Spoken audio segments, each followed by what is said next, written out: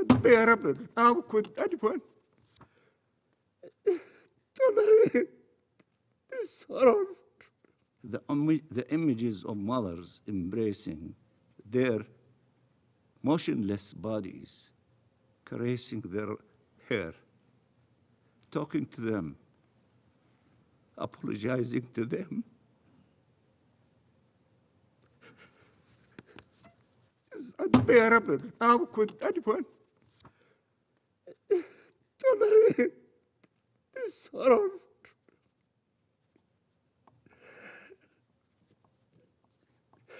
Excuse me, Mr. President.